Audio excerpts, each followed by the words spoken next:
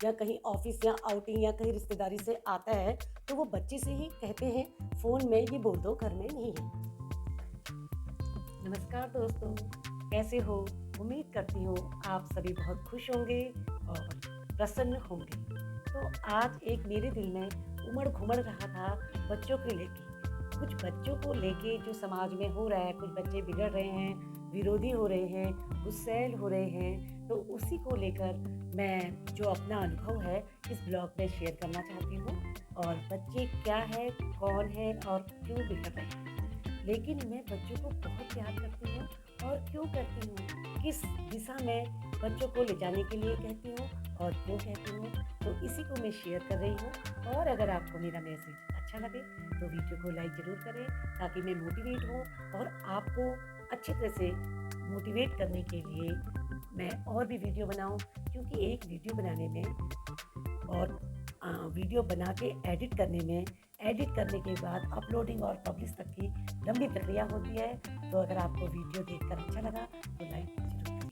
सबसे पहले तो मैं आपको ये बता देना चाहती हूँ, आप बच्चा किसे कहते हैं? केवल गोद में उठाने वाला ही बच्चा होता है, या जिसे हम चॉकलेट, बिस्कुट, टॉफ़ी, कैडबरी ये देते हैं वही बच्चा होता है? आपकी नज़रों में अगर वही बच्चा है तो कहीं न कहीं आप गलत कर रहे हैं। बच्चा जो है अलग-अलग कैटेगरी में बँटा होता है।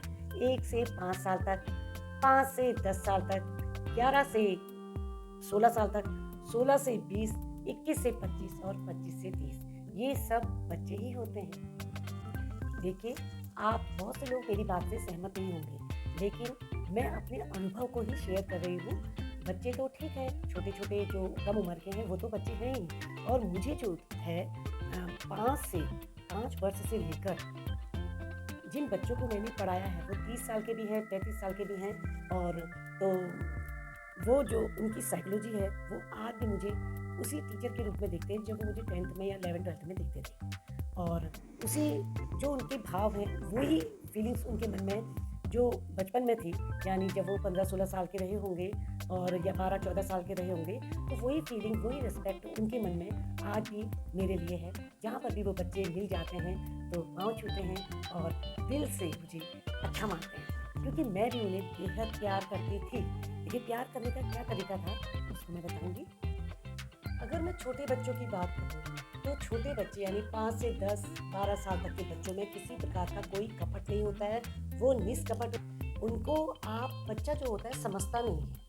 बच्चे में समझने की कैपेसिटी कम होती है। जब हम भी बच्चे थे, हम केवल क्रैमिंग यानी रूट लर्निंग करते थे, किसी विषय वस्तु को हम समझते नहीं थे, हम भी इमिटेट ही करते थे, यानी हम अनुकरण करते थे। हमने जैसा देखा, अगर किसी ने फिल्मों में हीरो हीरोइन को देखा है तो उनको इमिटेट करेंगे, उनके जैसा बनने की कोशिश करेंगे। हीरो बनने की कोशिश हर करेगा, हर कोई करेगा, लेकिन विलेन बनने की कोशिश नहीं करेगा। मैंने आपसे ये कहा कि बच्चा जो है समझता नहीं है, अनुकरण करता है। 5 से 10 साल तक का बच्चा खासकर, उसके जो भी वो अनुकरण करता है, वो जो देख रहा है वो उसके माइंड में रूट कर जाता है, यानी जड़ बन जाता है। तो वैसे ही उसका व्यक्तित्व बनता रहता है।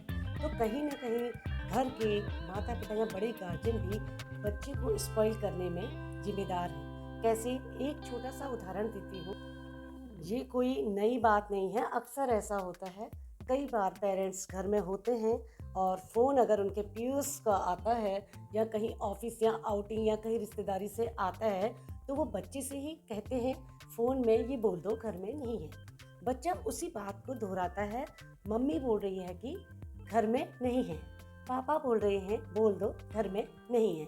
बच्चे ने, आप देख सकते हैं, उसने कहीं ज़्यादा दिमाग नहीं लगाया, उसने वही स्टेटमेंट उस फ़ोन के द्वारा थर्ड पर्सन को पहुंचा दिया। तो आप उस समय बच्चे की साइकोलॉजी देख सकते हैं, बच्चे में ज़्यादा सोचने समझने की वैसी क्षमता नहीं है, यानी बच्चे में कोई कपट नहीं है, उसने ठीक उसी बात को दोहरा दिया। तो हम ही पेश कर रहे हैं बच्चों के आगे, इस तरह से आप जो है बिहेव करिए अपने पीयर्स के साथ, अपने दोस्तों के साथ, आपके तो उसमें सबसे पहले जो रक्त संचार हो रहा है वो झूठ का हो रहा है, और एक तरह का ड्रामेटाइज जो होता है, कहते हैं फेकनेस, उसकी जैसे हम डॉक्टर जो होता है इंजेक्ट करता है ताकि हमारा जो बॉडी में केमिकल्स हैं वो सर्कुलेट होकर हमारी बॉडी को ठीक करें, वैसे ही हमारा ब्रेन होगा, वैसी बॉडी हो जाएगी जैसा केमिकल हमारा इंजेक्ट होगा। तो ठीक इसी तरह से घर के जो गार्जियन होते हैं या पेरेंट्स होते हैं वो उस बच्चे में इस तरह का इंजेक्शन इंजेक्ट कर रहे हैं।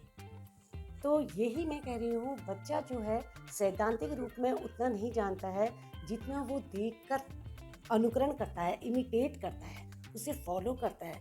तभी तो बड़े बुजुर्गों ने हमारे जो बड़े बुजुर्गों ने पद्धति चलाई है, बच्चों को जो है हमेशा अच्छा माहौल दो। यही माहौल है। आजकल क्या है, पेरेंट्स में इस तरह की, मैं किसी पर ये आक्षेप नहीं लगा रही हूँ, कुछ जगहों पे ऐसा देखा जाता है। वैसे तो कोई पेरेंट अपने बच्चों का बुरा नहीं चाहते हैं, लेकिन होते होते फिर भी बुरे हो जाते हैं बच्चे, स्पॉइल हो जाते हैं। तो कहीं तो देखिए, अगर आपने एजुकेशन ली है, कहीं पर आपने ग्रेजुएशन पोस्ट ग्रेजुएशन करा है, तो एक सब्जेक्ट लगभग सभी जगह होगा जिसे साइकोलॉजी या मनोविज्ञान सब्जेक्ट से नवाजा जाता है। वो किसी ना किसी मोरल वैल्यूज़ तो हट गई हैं, तो कई जगह हमारे ग्रेजुएशन में या जिसे हम मन का विज्ञान कहते हैं, तो मन का विज्ञान बड़े बुजुर्गों ने कोई डिग्री नहीं ली है, कोई पोस्ट ग्रेजुएशन नहीं करा है, कोई रिसर्च नहीं करी है, लेकिन उनके पास अपना सेल्फ एक्सपीरियंस है। उस एक्सपीरियंस को मैंने भी लिया, क्योंकि अपने घर के बड़े बुजुर्गों से वो ऐसा कहते थे, उसमें वो मुहावरे भी जोड़ते थे, बच्चों को अच्छा माहौल दो। बच्चों को अच्छा माहौल का मतलब यह है, आप जैसा करोगे 101% आपके बच्चे उसका दुगना करेंगे, क्योंकि बच्चा निष्कपट है। बच्चे के मन में कपट नहीं है, वो आपको फॉलो कर रहा है देखकर और सुनकर। अब आता है पॉइंट नंबर 3। बच्चों का जो दिल है वो एक सॉफ्ट कॉर्नर होता है, उसे आपको पहचानना पड़ेगा। कई बार मैंने बहुत बड़े लोगों को, ये बच्चे, जो छोटा बच्चा होता है, आप उसको देखिए, जोर से आप बोलेंगे, कहीं ना कहीं वो बच्चा डरेगा, उसके फेस में एक्सप्रेशन आ जाएंगे, एक तरह से वो डर के मारे रोने भी लग जाता है। तो ये आपको नोटिस करना है कि आप उसके साथ कैसा साइकोलॉजिकल ट्रीटमेंट करते हैं। तो अगर आप बचपन से जोर से बोलना या बच्चे को डराना, या आपने 10 से 12 साल या 12 से 15 साल तक के बच्चे की सोसाइटी में बदनामी करना, इस तरह का कर दिया, तो आप तैयार रहिए, आप एक सही गार्जियन नहीं हैं। तो अगर आपको इस बात को फॉलो करना है, मैंने एजुकेशन साइकोलॉजी में पढ़ा था, home is the first school, mother is the first teacher. Mother के रूप में कोई भी हो सकता है, जो भी उस घर में बड़े हैं, बड़े सभी सदस्य, मामी भी मदर के रूप में हो सकती है, मौसी हो सकती है, बुआ हो सकती है, भाभी हो सकती है, कोई भी बड़े के रूप में माँ का रूप ही होते हैं। अगर हम उस बच्चे को अच्छी तरह से ट्रीट करेंगे, कहीं ना कहीं उसके अच्छे रिजल्ट आपको देखने को मिलेंगे। मुझे जो है काफ़ी एक्सपीरियंस है बच्चों के बीच में रहने का, तो मैं आपको बता देती हूँ। अगर आपने गलत, और एक हम सब्जेक्ट पढ़ते थे बायोलॉजी में, अंतर इस या डिफरेंस एंड सिमिलैरिटीज़ पढ़ते थे, तो लाइन बीच में इधर नेगेटिव होता था, इधर पॉजिटिव, इसकी ये क्वालिटीज़, उसकी वो क्वालिटीज़, तो वो मुझे बहुत जल्दी लर्न हो जाता था, क्योंकि उसमें अंतर होता था। तो वही अंतर आप समाज में भी सीखिए, क्योंकि आप कभी भी बच्चों की तुलना एक दूसरे से मत करिए। और हर किसी को पालने का तरीका अलग अलग होता है। 0 to 5 ईयर्स के बच्चे अलग ढंग से ब्रॉटअप किए जाते हैं, और 5 to 10 ईयर्स के अलग। उसके बाद उनमें समझ विकसित होती है, तो उसी अकॉर्डिंग आपको चलना पड़ेगा। अब ऐसा नहीं, आप तो खूब मेकअप किए जा रहे हैं, खूब मूवीज़ देखे जा रहे हैं, आपका 24 आवर्स लग रहा है टीवी। मेरा मतलब है ज़्यादा से ज़्यादा आप टीवी देख रहे हैं, और बच्चों को इंस्ट्रक्शंस दे रहे हैं, आप टीवी नहीं देखना है, और आप देर तक बिस्तर में ही हैं, और बच्चों से आप एक्सपेक्ट कर रहे हैं कि आप 4 बजे उठ के पढ़ें। भाई ये तो पॉसिबल नहीं होगा, क्योंकि जब अपने टाइम पर हमारे फादर, अगर मैं एक फ़ौजी की बेटी हूँ, और काफ़ी डिसिप्लिन वे में हमारा पालन पोषण हुआ है, तो हमारे फादर सबसे पहले 4 बजे से पहले उठ जाते थे, और कुछ नहीं तो न्यूज़पेपर तब भी पढ़ते थे। न्यूज़पेपर वो पढ़ते थे, तो उन्होंने हमारी हैबिट भी सुबह जल्दी उठने की डाली थी। उनका कहना था, आप रात को तब भी जल्दी सो जाओ, लेकिन अर्ली मॉर्निंग आपको उठना है। क्योंकि एक संस्कृत में वो डायलॉग हमेशा सुनाते थे, मुझे अभी भी याद है। मैं ये आपको अपना एक्सपीरियंस ही बता रही हूँ। आज भी मुझे वो वर्गमूल, यानी रूट जिसे कहते हैं, स्क्वायर रूट, वो याद है, क्योंकि मैं उस समय ट्यूशन का प्रचलन भी नहीं था। मेरे पिताजी ने केवल हल्के से मेरा कान टच किया था, और उस समय मैं 7th 8th में पढ़ती थी, 7th में पढ़ती थी, तो मुझे रूट नहीं आते थे। तो मेरे पिताजी ने हल्का सा कान ऐसे छुआ, और उसके बाद मेरा जो दिमाग की नर्व होती है इतनी तेज़ चलने लग गई।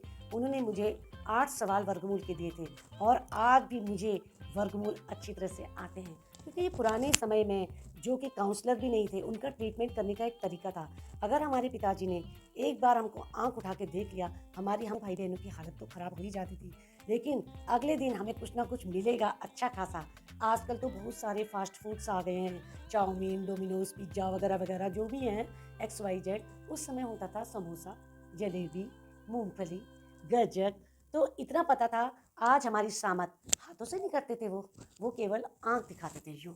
तो हमारी हालत उसी में ख़राब हो जाती थी। ये हमारे पिताजी का एक साइकोलॉजिकल ट्रीटमेंट होता था बच्चों के लिए।